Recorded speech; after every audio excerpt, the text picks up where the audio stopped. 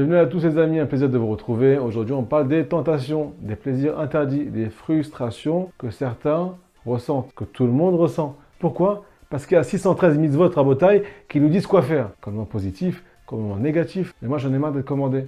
Ou bien pas toi. C'est ton Yetzirah, ton instinct animal qui te dit, tu me lâches. Laisse-moi dire ce que je veux, laisse-moi voir ce que je veux, laisse-moi toucher ce que je veux. Alors, Baruch Hashem.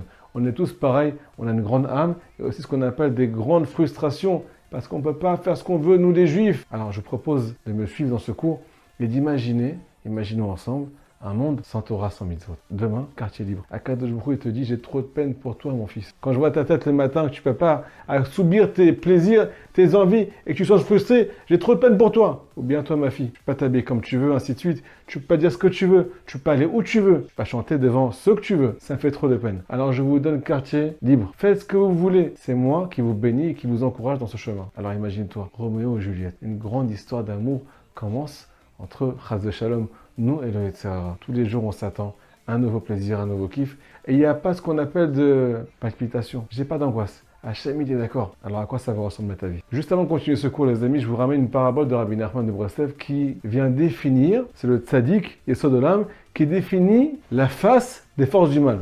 Est-ce qu'il a les yeux bleus, les yeux verts, il est grand, il est petit? Comment il parle? Comment il fait pour t'attraper et pour plus te lâcher? Je veux dire, Rabbi Nachman de Breslev, il ressemble à une personne qui est en plein milieu de la foule. Et il s'adresse à chacune des personnes en particulier. Personne n'est au courant qu'il a dit la même chose à tout le monde. Qu'est-ce qu'il dit à tout le monde? Il ferme ses poings et il leur dit qu'est-ce que j'ai dans la main. Bien entendu, l'imagination commence à s'ouvrir. Tu te dis, peut-être qu'il a mon pognon, que je gère depuis des années. Peut-être qu'il a ma carrière, peut-être qu'il a ma joie, peut-être qu'il a la solution à tous mes problèmes, peut-être qu'il a mon shlambaït, peut-être qu'il a mon âme sœur. Bref, chacun il a ce qu'on appelle toute son imagination qui commence à travailler à 200%.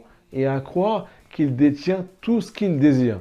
C'est pas une blague. Bien entendu, à partir d'un certain moment, quand tu vas enfin lui ouvrir les mains, il se met à partir en courant. Bien entendu, toute l'assemblée, toute la foule qui a entendu la même chose, lui court après. À un moment, il se fait arrêter par les flics. On lui dit pas lève la main, on lui dit ouvre les mains. Quand il ouvre ses mains à botaille, comme vous l'avez compris, walou, il n'y a rien du tout. C'est exactement ce qui se passe avec nous, les amis. Notre cœur, il nous dit laisse-moi tranquille, laisse-moi faire ce que je veux maintenant, laisse-moi faire telle faute. J'ai besoin, j'arrive plus à me retenir maintenant. Laisse-moi dire ce que je veux, c'est pas grave, ça fait du mal, j'ai besoin de m'exprimer. Laisse-moi habiller comme je veux. C'est pas grave. Il n'y a aucun impact dans ma vie. Il faut que je fasse ce que je veux et je serai enfin tranquille. Je ne peux pas supporter les limites. Bien entendu, quand on arrive à faire ce qu'on appelle les choses qui nous démangent, les choses qui nous tentent au maximum, à la fin, on est encore plus frustré. Pourquoi? Parce qu'il n'y avait rien en fait. J'ai encore envie. Je suis encore tenté, je suis encore frustré, il y a tout le temps des limites. Si c'est pas Dieu qui me les fixe, c'est la vie qui me les fixe, c'est mon entourage qui me les fixe, et ainsi de suite. À Botaï, quand c'est qu'on va comprendre que la Torah, c'est une protection. Elle nous protège du mal. Elle veut nous parfaire. Elle veut parfaire nos liens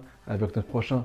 Elle veut parfaire notre lien avec nous-mêmes. Les gens qui sont malades aujourd'hui, qui sont tristes, qui sont ce qu'on appelle en sentiment de manque constant. Quoi? C'est des gens qui ne se contrôlent pas. Ils n'ont pas de limite. Donc automatiquement, ce sont des grands frustrés. Maintenant, les amis, on arrive à la paracha. Tout ce qu'on a dit à Botaï se résume dans un seul passouk. La plus grande bataille de l'histoire apparaît dans notre paracha, paracha de Vaïshla. Yaakov Avinu, un être humain fait de chair et de sang, qui se bat contre qui? Sarosh et Esav. L'ange de Esav, celui qui est dans les mondes supérieurs, descend pour rencontrer Yaakov et se battre contre lui. Il est marqué dans les livres que cette bataille, c'est notre bataille jusqu'à la fin des temps. Elle représente tout ce qu'on va subir jusqu'à la fin des temps. Qui c'est qui a gagné? C'est Yaakov. Pourquoi?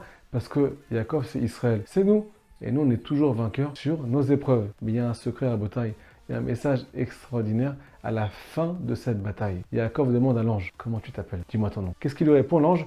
Lama zetisha letchemi. Pourquoi tu poses la question, comment je m'appelle? En quoi tu vas avoir ce qu'on appelle une toilette? En quoi ça va t'aider de savoir comment je m'appelle? Me dit le Ramban, qu'est-ce qu'il est venu lui dire cet ange-là? Il est venu lui dire, je ne pourrai jamais t'aider. Tu n'as aucun avantage en te rapprochant de moi. Le jour où tu m'écoutes et tu fais ce que je te dis, eh ben, tu cries à l'aide. Parce qu'à la fin, tu es seul, plus personne pour te répondre. Dieu, quand tu lui parles, il est obligé de te répondre. Mais moi, quand tu m'appelles, je ne peux pas te répondre. Pourquoi nous dit le Ramban? Parce que toutes mes forces, elles viennent d'Hachem. Toute ma lumière, elle vient d'Hachem. Va chercher la lumière là-bas. Moi, je ne peux rien t'apporter. Le jour où tu es Betsar, Betsara, dans la détresse, dans l'épreuve, il ne pourra jamais te sortir là-bas. Voilà ce qu'a répondu l'ange à Yaakov Avinu. Une leçon à Botaï pour notre exil personnel. On n'a rien à chercher là-bas. Tout le bonheur se trouve dans ce qu'on appelle les limites. Maintenant les amis, j'ai deux clés à vous transmettre. pour ne plus tomber dans cette fausse histoire d'amour. La première, elle s'appelle étude de Torah. Imagine-toi que tu commences à étudier la Torah 1 heure par jour, ou bien 2/4 d'heure le matin, 2/4 d'heure le soir. C'est pas beaucoup, ça fait en tout 1 heure. Qu'est-ce que tu vas devenir? T'es avec tes amis, café, gâteau, avec un raf que tu aimes. Tu utilises ce que tu aimes, tu te remplis, tu prends des forces. Alors imagine-toi que tu es sorti de ce monde matériel et tu te colles au spirituel pendant 1 heure par jour. Tu auras beaucoup plus de recul sur ce que tu désires. Tu vas comprendre les tenants et aboutissants. Tu seras beaucoup plus protégé. Comme le dit la Gemara, Barati et Tzara, Akadosh Baruch Hu, il dit j'ai créé les forces du mal, mais je lui ai créé aussi un antidote qui s'appelle étude de Torah. Celui qui n'étudie pas la Torah, il y a marqué dans le Zohar qu'il est dans les mains, dans la bouche des forces du mal. Alors qu'il ne se pose pas la question, qu'est-ce qui m'arrive? Deuxième clé les amis. Elle s'appelle Hitbodedut. C'est quoi Hitbodedut? C'est le fait de s'isoler pour se sentir moins seul. On vient prendre du recul sur la vie. Quand tu es dans tes tentations, que tu les ressens, qu'elles te brûlent à l'intérieur, tu peux pas leur dire non. C'est elles qui te tiennent, rabotaille. Mais quand tu t'éloignes d'elles, tu les regardes de loin. Là, tu vois les tenants et aboutissants. Qu'est-ce que j'ai ressenti la dernière fois quand je suis tombé? Est-ce que j'étais content? Est-ce que j'étais triste? Est-ce que j'étais désespéré? Est-ce que ça m'a fait du bien, du mal? Est-ce que ça m'apporte de voir, de dire, de ressentir des choses qui sont interdites? Ou bien non, ça me détruit ma vie, comme la majorité des gens qui sont autour de moi. Alors, à quoi ça sert Hitbodedut? Ça sert à prendre du recul sur la vie.